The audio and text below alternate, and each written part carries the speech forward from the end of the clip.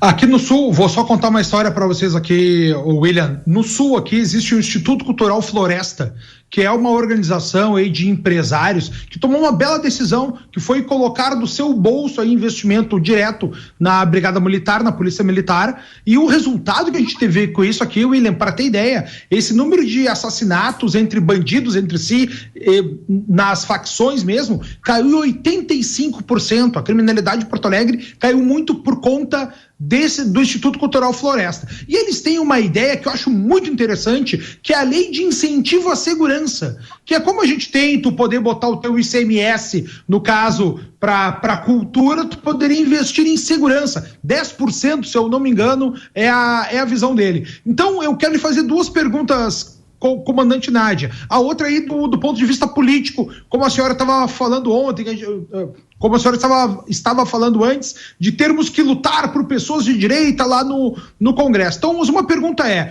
essa ideia de incentivo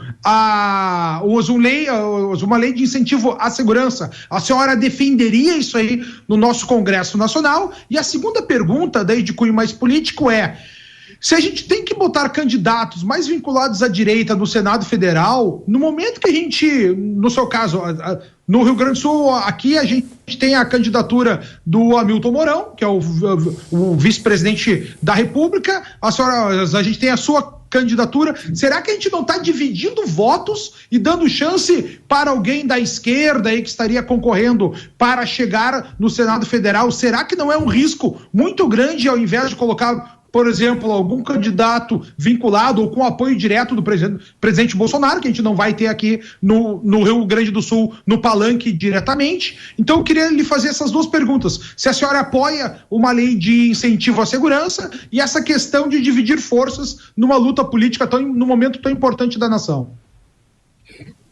Muito bom, Conrado. Olha só, assim como existe um percentual que é obrigatório, né, nacional e estadual para a educação, para a saúde, seria importante também ter um percentual garantidor para a segurança pública. Hoje a segurança pública não tem um percentual no bolo inteiro do que é arrecadado no Brasil e no Estado. Isso seria algo importante. E também, claro, por óbvio, a lei de incentivo à segurança pública veio para ficar no Rio Grande do Sul e é algo a ser repetido em todos os estados do nosso país. Se nós estivermos, sim, lá no Senado, vamos fazer essa proposição, inclusive de um percentual, né, fixo que deva ser utilizado pelo país e pelos estados na segurança pública, porque segurança pública se faz com homens na rua, com viatura, com armamento, com equipamento, e que sejam qualificados e que esses produtos, né, com esses equipamentos e armamentos, tenham uma vida de duração. Ou seja, não é gasto, é investimento. E quando a gente fala em investimento, a gente pergunta para quem está nos ouvindo, né? Quanto vale a vida do teu filho? Quanto vale a vida da tua mãe, do teu pai? Não tem preço. E por isso que nós temos sim que investir em segurança pública. Quanto à segunda pergunta, eu já te diria o seguinte: sempre em todas as eleições aconteceram pessoas do mesmo campo disputando, seja da esquerda, seja do centro, ou seja da direita. Nós temos que ver que essa eleição vai ser uma eleição de comparação.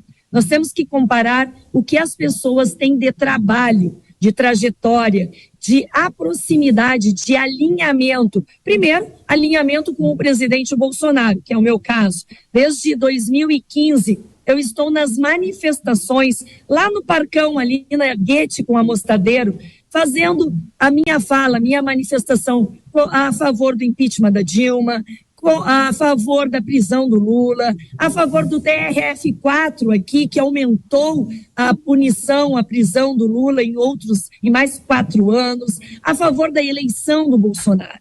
Então nós temos que ver as trajetórias das pessoas. Apesar de estar em mesmo campo ideológico, as características são totalmente diferentes. Eu fui contra o fecha tudo, que não fez bem para ninguém. Aquelas pessoas que diziam fecha tudo e depois a gente vê, a gente está vendo agora.